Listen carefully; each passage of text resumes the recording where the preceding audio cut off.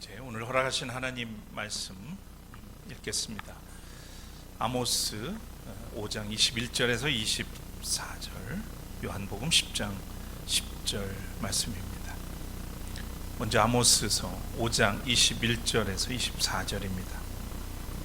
나는 너희가 벌이는 절기 행사들이 싫다, 역겹다. 너희가 성회로 모여도 도무지 기쁘지 않다. 너희가 나에게 번제물이나 곡식 제물을 바친다 해도 내가 그 제물을 받지 않겠다. 너희가 화목제로 바치는 살찐 짐승도 거들떠보지 않겠다. 시끄러운 너의 노랫소리를 나의 앞에서 집어치워라. 너의 검은 곳소리도 나는 듣지 않겠다. 너희는 다만 공의가 물처럼 흐르게 하고 정의가 마르지 않는 강처럼 흐르게 하여라. 요한복음 10장 10절입니다. 도둑은 다만 훔치고 죽이고 파괴하려고 오는 것뿐이다. 나는 양들이 생명을 얻고 또 더 넘치게 얻게 하려고 왔다. 이는 하나님의 말씀입니다.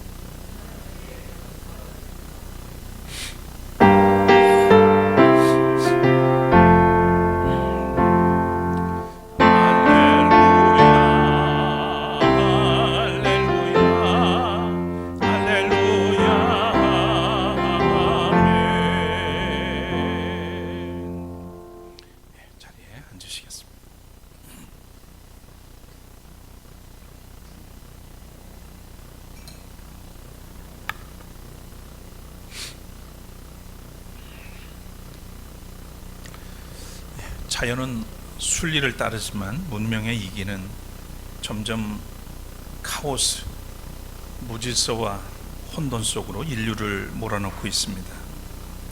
국내외에서 자본과 권력을 독점하려는 기득권, 카르텔의 횡포와 기후변화로 인한 기후재앙은 평범한 일상과 사회적 약자들을 극도로 위협하고 있습니다. 최근 모로코의 6.8의 강진으로 3천여 명의 희생자가 발생을 했고, 리비아에서는 홍수로 6천 명이 사망을 하고 1만여 명이 실종되었다는 보도가 있었습니다. 이 시간 마음 깊이 희생자들을 애도하며 주님의 위로가 해당 국가와 또 국민에게 함께 하시기를 빕니다. 한편 정치와 민생의 회복, 나라를 바로 세워야 한다며 야당 대표가 목숨을 걸고 단식 투쟁을 시작한 지 18일째입니다. 정부 여당은 여전히 문을 걸어 잠그고 권력 놀이에서 헤어나지 못하고 있는 것 같습니다. 나라의 경제와 민생은 파탄이 날 지경인데 대통령은 장관들을 재활용하겠다고 합니다. 국민과 나라의 미래는 안중에도 없어 보입니다. 언론은 재갈을 물리고 검찰 독재, 뉴라이트 열차는 과거를 향해 폭주하고 있습니다. 해석이 불가한 현실입니다. 인디언들은 말을 타고 달리다가 종종 뒤를 돌아다 본다고 합니다. 왜냐하면 자신이 너무 빨리 달리기 때문에 혹시나 자신의 영혼이 떨어져서 쫓아오지 못할까 걱정되어서라고 합니다. 우스갯소리 같지만 그들만의 고상한 삶의 자세가 담겨 있습니다. 그들은 빨리 목적지에 다다르는 것보다 나를 온전히 지키면서 나아가는 것이 중요하다고 여기는 마음을 가지고 살고 있는 것이죠. 여러분은 이 혼돈의 시대에 자신을 잘 가꾸고 또 돌보고 있는지요? 나를 사랑하고 잘 지키는 사람이 하나님의 정원도 잘 가꾸고 돌보게 됩니다. 오늘은 오늘 이 시간 온 마음으로 예배하는 여러분에게 우리 주님의 평화가 깃들기를 빕니다. 또 오늘은 기후정의주의를 맞아서 기후정의, 기후증인이라는 제목으로 말씀을 나누겠습니다. 먼저 찬양 올리겠습니다.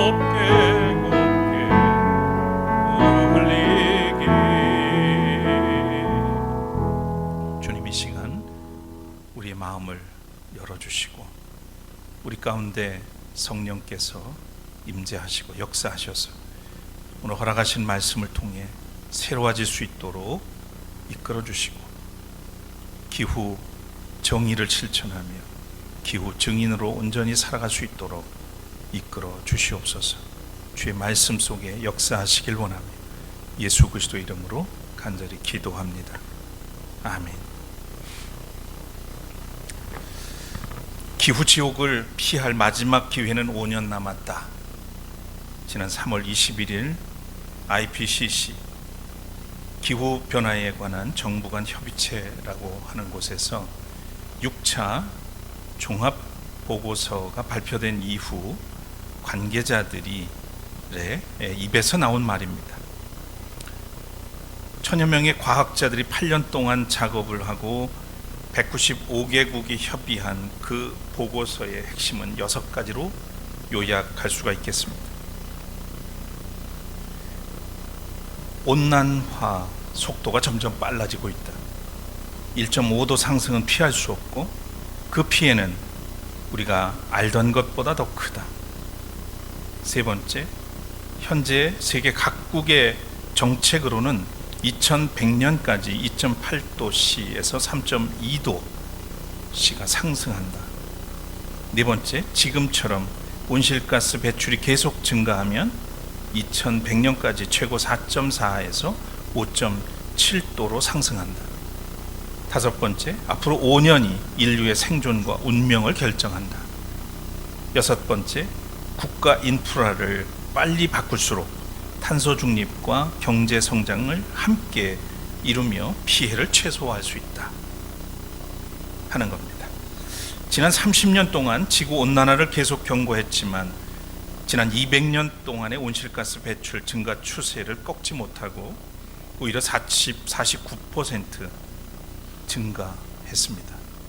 학자들은 전 세계가 즉각 행동하지 않으면 2100년까지 기후 지옥의 문턱을 훨씬 넘게 되며 기후 지옥의 임계점은 1.5도씨를 말합니다.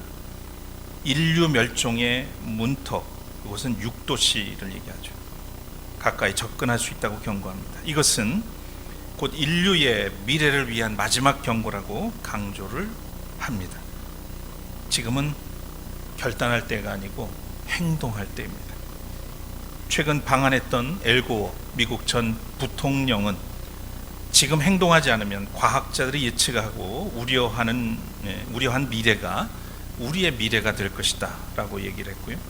온실가스 배출량이 지금처럼 계속 증가하면 한국의 국내 총생산은 향후 25년 이내에 12.8% 감소할 수 있다고 말했습니다. 가난해진다는 얘기. 기후변화 대응에 적극 나서야 된다. 그리고 강조를 했습니다. 모두가 이렇게 경고를 날리는데 우리 정부만 태평합니다. 제가 최근에 본 공익 광고인데요. 그린피스와 힐링 브러쉬라고 하는 곳에서 콜라보로 설치 미술을 했던 건데, 사람이 많이 지나는 공원에 저렇게 모자상을 설치를 했습니다. 그런데 시간이 지나면서 아이의 형체가 점점 사라지기 시작합니다. 저렇게 팔이, 그 다음에 몸이 녹아지 내린 거죠. 그러니까 엄마는 석상인데 아이는 얼음으로 만들어졌습니다. 이 영상이 해외에서 천만이 보는 그런 영상으로 올라왔습니다. 뭘 말하는 걸까요? 기후변화는 결국 자녀의 미래를 소멸시키는 일이라는 사실을 암시적이고 또 실감나게 보여준 영상입니다. 바로 이 지점에서 기후변화는 곧 기후정의 문제로 발전합니다. 이상기후, 폭염, 폭우, 홍수 등의 재난이 발생했을 때 큰 피해를 입는 대상은 빈곤 국가들이고 또 사회적 약자들, 그리고 미래 세대입니다. 지난해인가요? 홍수가 나서 서울에 반지하에 살던 사람들이 고스란히 수몰이 되는 일들이 있었습니다. 고층 아파트에 살면 절대 죽지 않을 그들이 반지하에 살았다는 이유 때문에 물에 잠겼습니다. 그런 현실이 이제 일상처럼 우리 안에서 펼쳐지고 있는 거죠. 먼저 영상을 하나 보겠습니다. 기후정의에 관한 영상인데요. YTN에서 제작했던 영상, 짧은 영상입니다. 기후정의에 관한 이야기 한번 들어보시죠.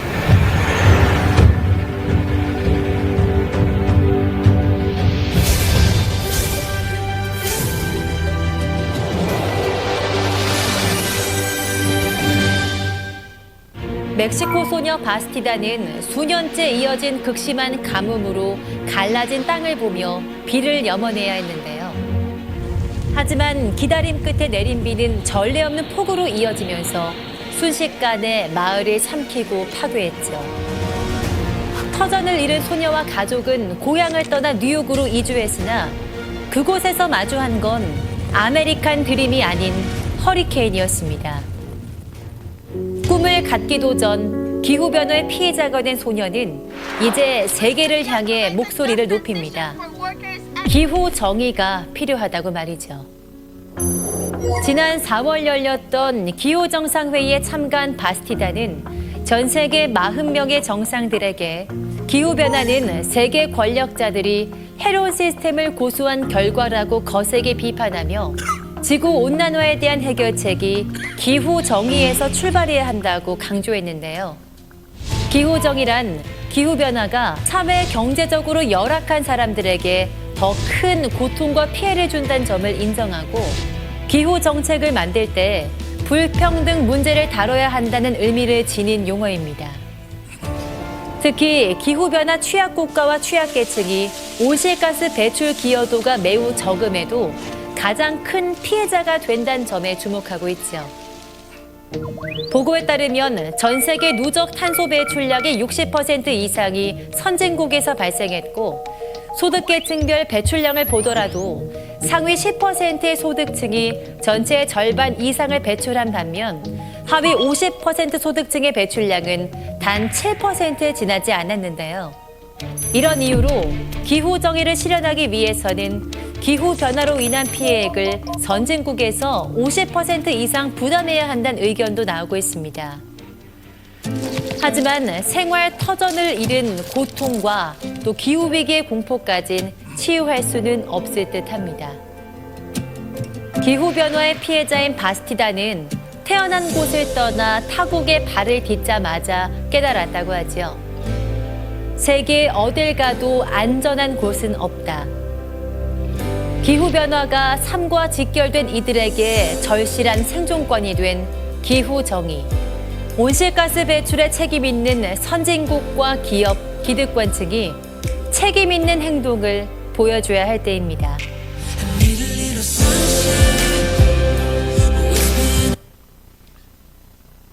하나님께서는 오늘 본문에서 예언자 아모스를 통해서 말씀하셨습니다.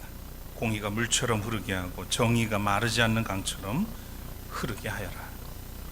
정의의 예언자 아모스의 선포는 언제 들어도 우리에게 큰 울림이 됩니다. 예언자 아모스는 이름도 잘 알려지지 않는 변방 드고아에서 양을 치고 무화과를 나무를 가꾸어 먹고 살던 농부였습니다. 변방의 농부 출신 예언자로서 아모스는 스스로 체득한 예민한 감각으로 당대 사회와 종교를 향하여 놀라운 예언을 선포합니다. 그는 당대 주류의 삶과는 거리가 멀었습니다. 명망이 있거나 유력한 어떤 계보에도 끼지 않는 야인의 삶을 살았습니다. 그러기에 오히려 그의 선포는 더욱 진솔하게 성서의 정수를 잘 집약하고 있다고 볼 수 있습니다. 공의가 물처럼 흐르게 하고 정의가 마르지 않는 강처럼 흐르게 하여라. 우리의 귀에 익숙한 이 말씀은 아무리 들어도 지당한 말씀이지만 선포된 그 문맥을 보면 충격이 아닐 수 없습니다. 나는 너희가 벌이는 절기 행사들이 싫다, 역겹다. 너희가 성회로 모여도 도무지 기쁘지 않다. 너희가 나에게 번제물이나 곡식 제물을 바친다 해도 내가 그 제물을 받지 않겠다. 너희가 화목제로 바치는 살찐 짐승도 거들떠 보지 않겠다. 시끄러운 너의 노랫소리를 나의 앞에서 집어치워라. 너의 검은고 소리도 나는 듣지 않겠다. 너희는 다만 공의가 물처럼 흐르게 하고 정의가 마르지 않는 강처럼 흐르게 하라. 하나님께서 당신을 섬기겠다는 백성들의 예배를 받지 않겠다는 선언입니다. 아마도 백성들은 나름 정기적으로 정성을 들여서 예배를 드렸을 겁니다. 오늘 본문 말씀 자체가 시사하고 있는 것처럼 매번 정해진 시기에 예배를 드렸고 또한 그때마다 번제물과 곡식 제물을 정성껏 드렸습니다. 아름다운 목소리와 악기로 하나님을 찬양했습니다. 형식과 절차, 게다가 나름의 정성을 포함하여 손색 없이 드렸을 것입니다. 그런데도 하나님은 그 예배를 받지 않겠다고 선언하시는 까닭이 무엇일까? 하나님은 백성들의 예배를 받지 않겠다고 하신 것, 그것은 그 예배와 함께 꼭 따라야 할 가장 중요한 것이 빠져 있었기 때문이죠. 그것은 바로 정의였습니다. 백성들의 삶 가운데서 이루어져야 할 하나님의 뜻, 곧 정의가 빠져 있기 때문입니다. 하나님의 뜻이 배제된 정의는 정의가 아닙니다. 사랑이 결여된 정의는 정의가 아닙니다. 정의롭지 않은 사랑은 평화로운 관계를 이루지 못합니다. 예언자 아모스를 통해 선포된 이 말씀은 출애굽 사건과 율법 그리고 예언자의 선포에 이르기까지 일관된 성서의 정신을 함축하고 있습니다. 예배와 삶의 일치, 종교와 윤리의 공존, 하나님을 향한 사랑과 이웃을 향한 사랑의 일치가 그 정신입니다. 예배는 하나님에 대한 믿음의 정체성을 표현하는 형식입니다. 따라서 예배는 정의의 실현과 직결되어 있습니다. 예배자의 삶 속에서 사랑에 근거한 정의를 이루지 못한다면 하나님을 섬기는 의식으로서 예배는 허망해집니다. 아모스는 바로 이런 사태를 두고 백성 앞에서 하나님의 말씀을 선포하고 있습니다. 삶이 예배이고 예배가 삶이어야 한다는 것이죠. 예컨대 우리가 주일 예배를 잘 드리고 가정과 세상 속에서 위선적인 삶을 산다든가 허세를 부리며 사회적 약자와 가난한 사람들을 업신여긴다면 그것은 정의롭지 못한 것입니다. 온전한 예배의 삶이 아니죠. 일상생활과 괴리된 예배는 예배가 아니고 하나님 편에서는 가증한 행태입니다. 그래서 역겹다 라고 하신 것이죠. 제가 여러분들이 불편해할 정도로 현 정부와 대형 교회를 비판하는 이유는 그들이 정의롭지 않기 때문입니다. 나의 정치 성향이라기보다는 그들이 기득권을 지키기 위해서 약자들의 등골을 짓밟는 불의를 서슴지 않고 자행하기 때문입니다. 하나님의 뜻을 짓밟고 있기 때문이죠. 그것을 그냥 두고 보는 것은, 묵인하는 것은 동조하는 것과 다르지 않습니다. 불편하지만 이야기할 수밖에 없는 것이죠. 그리스도인의 삶은 두 가지 삶의 자세를 견지해야 합니다. 하나님의 속성이 공의와 사랑인 것처럼 그리스도인은 첫째, 거짓과 위선과 불의에 대항해서 싸우는 전사이어야 합니다. 영적 전쟁뿐만 아니라 현실 속에서 악을 선으로 물리쳐야 합니다. 둘째, 가난하고 소외된 사회적 약자들에게 위로와 희망을 전해주는 메신저이어야 합니다. 그리고 또한 강도 만난 오늘의 우리의 이웃 신음하는 창조 세계를 보듬고 돌보는 정원사이어야 합니다. 자기 혼자 잘 먹고 잘 사는 것이 복이 아닙니다. 결코 축복이 될 수 없습니다. 그것이 신앙의 본질이 아닙니다. 물질의 축복보다 더 중요한 사명이 있습니다. 우리가 사는 세상에 공의가 물처럼 흐르게 하고 정의가 마르지 않는 강처럼 흐르게 하는 것이죠. 그러기 위해서는 우리가 먼저 자발적 가난을 선택하고 실천해야 합니다. 자발적 손해를 감수할 줄 알아야 하는 것이죠. 더 낮아지고 겸손해져야 합니다. 그래야 사랑이 공의롭게, 평화가 정의롭게 세상에 흘러 넘치게 됩니다. 며칠 전 아침 기도회를 준비하는데 2층 제습기에서 밤새 물이 넘쳐서 강단에 있는 악기가 놓여 있는 곳까지 막 흘렀습니다. 기도회를 시작해야 되는 시간이 다가왔는데 혼자서 다급하게 통을 비우고 흘러넘친 물을 닦아내고 그리고는 아무 일 없었던 듯이 기도회를 인도했습니다. 아마도 영상을 통해서 아침 기도에 참여하신 분들은 조금 전에 그 기도회실에서 무슨 일이, 어떤 일이 일어났었는지 전혀 모른 채 기도회의 영상을 보셨을 겁니다. 기도회를 마친 후에 방금 있었던 일들을 생각하면서 묵상을 하는데 하나님께서 속삭이는 그런 소리를 들을 수 있었습니다. 제 마음에 속삭이는 말씀입니다. 오늘 아침 좀 놀라고 당황했지? 지금 내가 무사하게 평안을 누리는 것은 세상에 아무 일도 일어나지 않아서가 아니란다.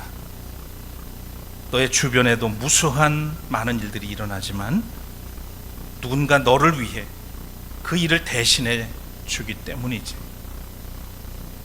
네가 모르는 곳에서 수고하는 손길 덕분에 내가 지금 아무 일도 없는 것처럼 평안하게 오늘도 무사하게 지내는 거란다. 그렇게 생각하지 않니? 제 마음속에 주님이 속삭이셨어. 부끄럽고 당황스러웠습니다. 감사가 솟아났습니다. 더 겸허해져야지. 제 마음의 결심이었습니다. 몰랐던 것은 아니지만 잊고 살았습니다. 영혼이 떨어진 줄도 모르고 말 달리듯 살았던 것 같습니다. 참으로 교만했습니다. 사실 우리가 누리는 많은 것들은 누군가의 수고의 손길이 있기 때문에 가능한 것이죠. 아침 출근길이 상쾌하다면 그것은 누군가 나보다 먼저 일어나 그 길을 청소했기 때문입니다. 대부분의 자녀들이 자라나는 것은 부모님의 사랑과 수고 덕분이죠. 오늘 우리가 안락하게 신앙생활을 할 수 있는 것도 신앙 선배들의 헌신 덕분입니다. 모든 것을 당연하게 여기면 감사도 없습니다. 나의 마음에 감사가 우러날 때 비로소 나는 누군가를 위해서 자발적으로 수고하게 되는 것이죠. 우리는 이런 마음과 자세로 하나님의 창조 세계를 마주할 수 있어야 합니다. 우리가 아직 호흡하고 살아갈 수 있는 것도 하나님의 녹색 은총 덕분이고 우리를 둘러싼 자연이 주는 선물 때문이기 때문입니다. 이제는 우리가 지구의 정원사, 기후 증인으로 살아가야 할 때입니다. 복음의 증인은 곧 기후 증인이기도 합니다. 기후 정의에 대한 인식은 기후 증인의 삶으로 귀결됩니다. 하나님은 일찍이 문화 명령을 하시면서 인류를 지구의 정원사로 부르셨습니다. 하나님이 그들에게 복을 베푸셨다. 하나님이 그들에게 말씀하시기를 생육하고 번성하여 땅에 충만하여라, 땅을 정복하여라, 바다의 고기와 공중의 새와 땅 위에 살아 움직이는 모든 생물을 다스려라 하셨다. 위임하셨습니다.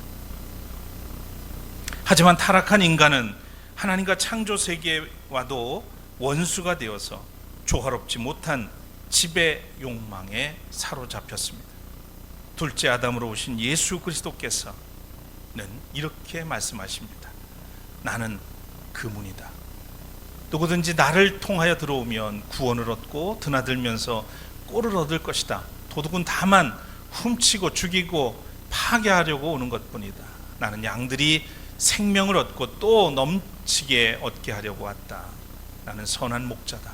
선한 목자는 양들을 위하여 자기 목숨을 버린다. 그리스도께서 말씀이 육신이 되어 오신 이유와 목적이 분명합니다. 인류를 죄악에서 구원하셔서 생명을 얻게 하고 더 풍성하고 아름답게 하시려고 십자가에서 희생의 제물이 되셨습니다. 우리가 그 증인이죠. 우리가 죄악과 불의에 억압받는 세상에서 주님의 그 사랑, 그 은혜, 그 십자가와 부활의 증인입니다. 그러나 이것이 전부가 아니죠. 인간의 탐욕으로 파괴되어가는 창조 세계의 신음소리를 듣고 그 주범인 사람들에게 기후 증인으로서 생명의 소리를 외쳐서 깨워야 할 사명이 있습니다. 오늘날 기후 위기나 생태 위기를 말하지 않는 사람은 없습니다.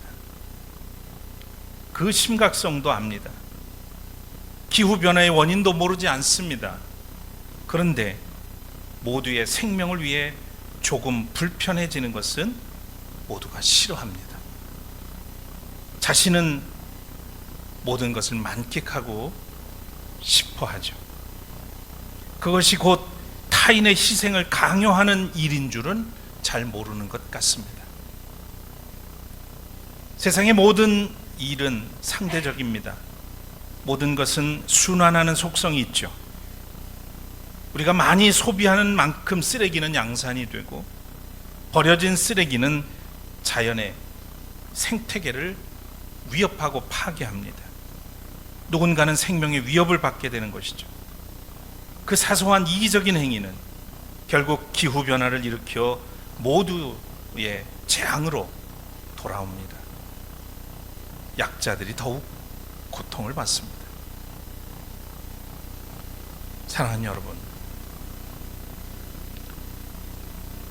우리는 기후재앙의 시대, 인류는 지금 기후지옥의 문턱에 와 있습니다. 지금이라도 하나님의 뜻을 따라 기후 정의가 실현되도록 삶의 자리를 돌아보아야 하겠습니다. 먼저 우리의 이웃 중에 기후 약자들은 없는지 살펴야 합니다. 기후 약자가 누구겠습니까? 폭우가 쏟아지는데 대피할, 그리고 고스란히 그 고통을 당해야 하는 사람들, 모든 것들을 상실하게 되는 경우, 또는 폭염인데 선풍기 하나 없이 그 더위와 싸워야 하는, 몸으로 싸워야 하는 그런 사람들을 말하는 거죠. 그런 분들이 내 주변에는 없는지 살펴봐야 합니다. 그리고 교회적으로 또는 지역사회에서 정책적으로 기후정의를 위해서 적극 참여해서 기후 증인의 삶을 실천해야 하겠습니다. 저는 장지원호의 소설 나무를 심은 사람에 나오는 주인공 엘지아르 부피에라는 노인의 모습에서 오늘날 기후 증인의 모습을 봅니다. 희생과 수고 없이 정의는 이루어질 수 없습니다. 황무지에 나무를 심지 않고는 숲이 회복될 수가 없습니다. 우리가 아무것도 하지 않는데 좋은 일이 일어날 수가 없습니다. 황무지가 보이면 나무 한 그루라도 심어야 그곳에 생명이 흐르게 되는 것이고 공의와 정의가 흐르게 되는 것이죠. 공의가 물처럼 흐르게 하고 정의가 마르지 않는 강처럼 흐르게 하는 우리 샘터 가족들 되시기를 축원합니다.